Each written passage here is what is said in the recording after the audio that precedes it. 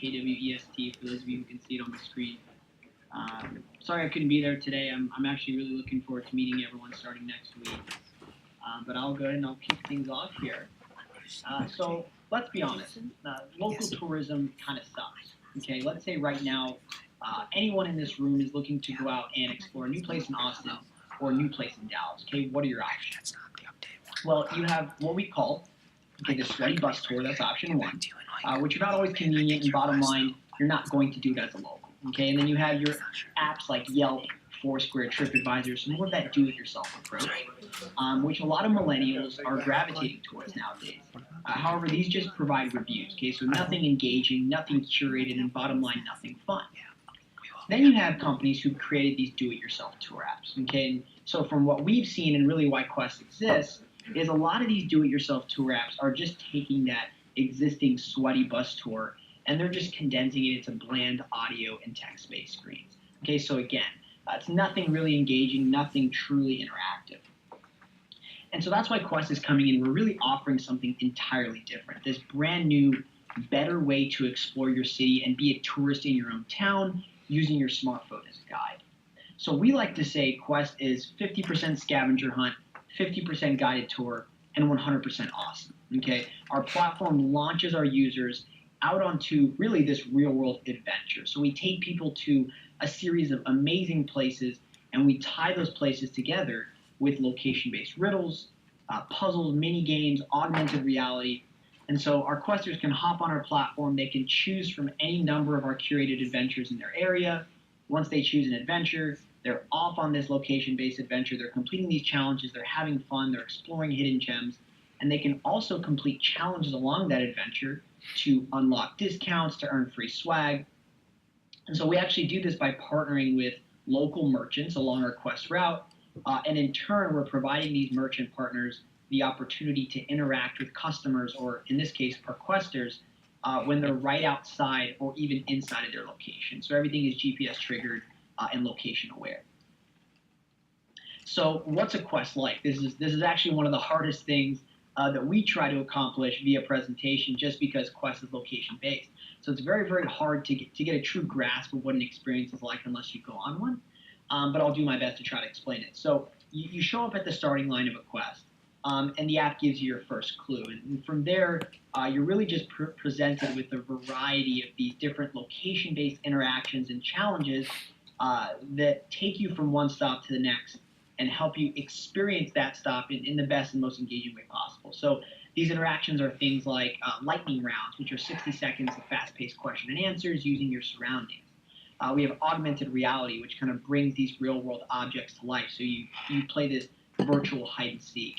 We have a GPS compass with a hot and cold meter. So it's kind of like using Jack Sparrow's compass and playing hot and cold. So all these fun interaction types that take you from one place to the next. I've actually got this quick clip I'm going to play here for everyone, and it gives you a nice example of what... Hey, I'm Andrew from Kwest, and we've been telling you a lot about how Kwest is a better way to explore your city using your smartphone as a guide. So today we're here in the Clyde Warren Park, and we're going to show you firsthand what that actually looks like with our friends from Dallas site 101. Let's go! So we're here at the starting line for the Kwest, where we're going to do our lightning round, which is 60 seconds of fast-paced question and answers using our surroundings. I'm going to let the ladies answer the question. I'm going to stand here in the shade. Okay, I'm starting the clock. What color is the D square? Red. What family is the Great Lawn named after? Oh, there's a sign over there. Ah! You got it! All right, so here we are with a GPS compass, which is like geocaching on steroids. Oh, the high guy. What's this? Never noticed that. Next clue. Those two guys have been staring this whole time. How rude. Selfie time. Next stop, church bells.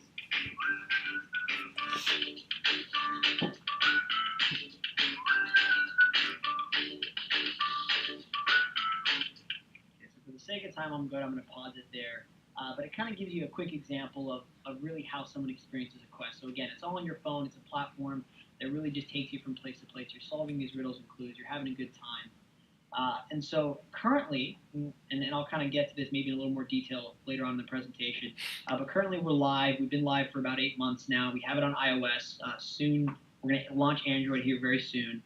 And our platform is already offering a lot of value to both our users and our partners alike. So we do have merchant partners in the platform that are live. They're doing advertisements that are what we call prize partners. We have tons of users going on Quest every weekend, getting some phenomenal feedback from them. But we're really planning on making the platform even better. So aside from launching new functionality, new interaction types, doing cooperative and competitive quests, things of that nature, we're also looking at launching something called Quest Plus. And so what Quest Plus is it's really this fully curated or packaged day or night out on the town. So not only can a user purchase a regular Quest experience, but they'll be able to purchase a Quest Plus, let's say in a place like downtown Dallas, and it'll be this fully curated night out on the town. So dinner, drinks, dessert, kind of all prepaid with a simple tap. I like to say it's pretty much a Tinder user's dream. So anyone who's ever used Tinder or any sort of dating app, it's a really, really cool way to just really take the thinking out of a great day or a great night out. So in terms of business model, we've got a number of revenue streams that we have set up, some of which we're leveraging early on, some of which we're really growing the user base before we really start to tap into. So the majority of our revenue will come from users purchasing Quest. So right now we have our Quest priced at anywhere from $5 to $15. This depends on length and complexity. This depends on where we're taking them, how many discounts we're giving to the users. And of course, we set these prices based on a lot of market feedback that we received early on during our open beta testing, our MVP. And so our goal is to provide, so if I pay as a user $5 for a Quest or $10 for a Quest, my goal is to provide at least that much, if not more, back to that user in discounts or in value. So, if I pay, for instance, right now I can purchase a Quest in Denton for $15, but I'm getting a free ice cream, I'm getting 50% off appetizers, and all these cool discounts in return. So second one listed here is our merchant partners. So we're a little early on, and so we haven't really fully tapped into this revenue stream yet. But as we grow the platform, grow the user base, my goal is to open up the platform and offer more location-based advertisements. So again, our merchant partners have the ability to engage or interact with people when they're right outside of their door. So instead of paying 30 cents an impression on Facebook to someone sitting on their couch, as a merchant, I can reach someone who's right outside my door. And then the last thing is events and private quests. So kind of early on, as we're growing the platform, focusing on that, to pull in some short-term cash flow, we've been building quests for events here in Dallas, for private venues, for schools, and so that's enabled us to bring in some cash early on. So the customer, and I'm going to kind of speed up a little bit here. I understand I'm running short on time. So this is Jane. Jane is an avid quester. So she's 26 years old. She's a full-time professional, and she's almost inseparable from her smartphone. So this is our average user. Now, that doesn't mean that we're only targeting the millennial. It doesn't mean that the millennial is the only one going on Quest. We have, I would say the vast majority of our questers are young millennials, females actually, early on, is who we seem to be targeting. And then we've also been pulling in a lot of younger Gen Y. So these are young families, people with young kids. So to give you an example, we built a quest for the Dallas Zoo, and so it's a completely family-friendly quest, and all we're focusing is your young moms and your families with kids. If we look at market trends, we've seen a lot of our customer segment, so individuals like these millennials or like Jane, gravitating towards experiences like Quest. So one really great example I like to use is Google's Ingress, if anyone's ever heard of that. So that achieved, I believe, 7 to 10 million downloads just last year alone. And activities like geocaching have been growing exponentially. So all of these people or all of these millennials are looking at ways to better experience the real world, and they're actually spending more on experiences now versus products. So with Quest, it's, how can you better experience the real world, but still utilizing technology as that medium to enhance it or to do so. Competition. So currently, in 30 seconds. Competition, there's really only two major competitors we have. One of them is Urban Adventure Quest. They live here in Dallas. The other one is Stray Boots. They're both similar to Quest in that they provide a scavenger hunt type guided tour. However, both of them, so Urban Adventure Quest doesn't have an app, so they're completely web-based, just text questions.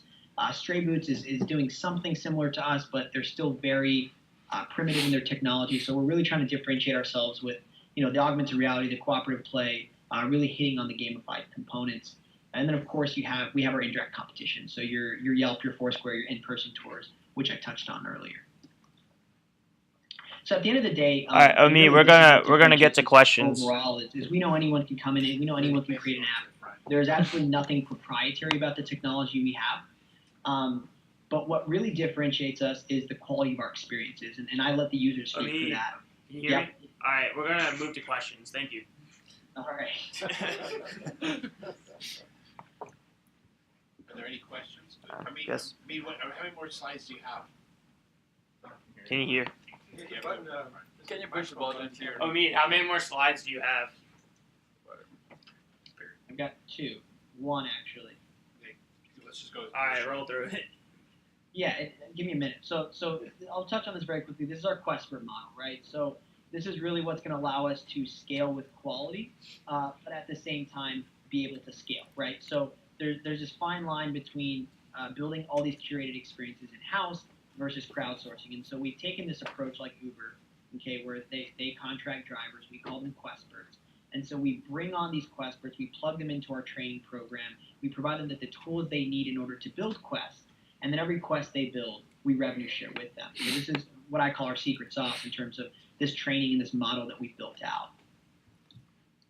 And so this is the team right here. I'll quickly go through it. So I'm the CEO of Quest. My background is product management, business development, and new product development. We've got a chief designer. He's fantastic. We've got a tech guy who does all the development, drives all the technology, and we've got a marketing chief. And so where we are today is, again, we launched last October 2015. We're currently on iOS, going to be on Android soon. We have a little over 3,500 user downloads, actively have about 10 to 15 people going on Quest every weekend, still learning and iterating every single week. We've received some great feedback. We have some phenomenal partnerships and clients. So we partner with the Dallas Zoo, lots of local merchants, beer companies, so lots of events, things of that nature. And our goal is to have a couple hundred Quests in about 10 cities over the next 3 years. So that's in terms of we're really, really starting to hit hard on scaling, growing out with Quests. And yeah, that's about it. So this is Isaac. Is this Omid who's talking? Yes. Great. So just want to let the rest of the group know that there are microphones in front of you, and if you press the button on your microphone, a red light will come on, and that means that your mic is live and you can ask questions. Just quickly on Quest. So Quest is a company, as you can tell, we've had 5 companies that have all been pretty heavy science and pretty heavy technology, and we've got Quest with more consumer experience. So consumer experience companies are companies that ATI doesn't do a lot of work with. We do a lot of work with heavy science, a lot of heavy technology. But our single most successful company coming out of SEAL has been a consumer experience company. If you measure it by dollars raised. Favor, which is a delivery company here in Austin. And the reason for that is that even though I might not be very good at consumer, Austin is great at consumer.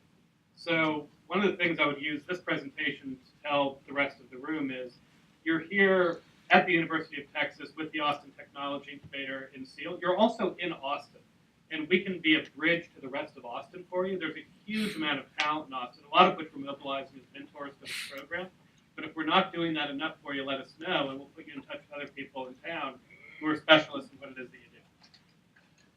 Great. Yeah, that's my plan. Is once I'm there and once I'm kind of immersed, is to attempt to really soft launch Quest there. So start looking for local Questbirds, creating a few local experiences and kind of testing the waters in terms of scaling into another city. And I think Austin's a great market for it. Probably time for one question. Are there any questions? Can you hear me, Omid? This is Joa. Yes, I can. So this is it's part question, part comment. So the part comment is that there's a company called Soch, and I wondered if you were familiar with them, SOSH. I'm not actually. Okay. And then they are a company that was out of San Francisco. They were acquired by Postmates in November of last year. And they weren't doing what you're doing, but they were doing it close close enough where I would consider them a competitor that has tried. Okay. And they were crafting experiences like going to a happy hour or going to a specific chef-led dinner and things like that. But my question is, what's the one thing if Google were to purchase you or something 5 years from now, what's the one thing that you think that they would be buying? Well, that's a tough question for me because as of now, I don't think we have a large enough user base for Google to acquire us. But for me, it would be once we built out, I shouldn't say built out. Once we've grown our Questbert community, that's probably going to be one of our biggest value propositions to being potentially acquired is having a network or really a team of people around the country actively building these experiences, and of course having a user base or a platform who actively are subscribed to going on these quests. So, at this point, we're still in the growing, the building, and the learning phase. So it's really hard for me to give you a solid answer to that question. Yeah, well, thank you. And what I would say to that is, if it's the questers that you're trying to focus on, then these are the people that you're going to share revenue with, then that's one model. But I think that if you're talking about Google would buy you in 5 years if you have a really big user base, then I think you have to look at the other consumer companies in the past and how they've grown their user bases, and you're looking at network effects businesses, and almost all of them don't charge the user for the product. So I think that what you have to figure out is if you're trying to get to user experience or user base, then you have to figure out if you're charging the ad partners and merchant partners, but maybe not the users. That's just the feedback. And this is David. I have a couple pieces of feedback too, also for whoever's going to be mentoring you. I think you guys are interested in sharing how a product in the market, but you're an example of really needing to understand the segmentation very clearly, more than just the age and the demographic. Who is the real customer? What are they really going to be motivated by? And so I think there's some more work in market development on that one that would be helpful. So is that actually, can you hear me? Yes. The second yes. one is the cost to scale by city, because you have a lot of touch points. I cannot hear you anymore. You have a lot of touch points to bring up, so scaling by city I think is a big question. What's the cost to scale so that you can build out a 3-year roadmap and know how much capital you're really going to need? And I think you look at favorites in the other companies, like I worked with a company called Goodie Bag for a while. The cost of each city is very important to understand because you need to understand the profitability by location to pick where you go, where you put your time. So I think you have a lot of opportunity in the marketing and expense area to look at. Great. All right, well, thanks for that. We're gonna switch over to the next one, and it'll be solidified.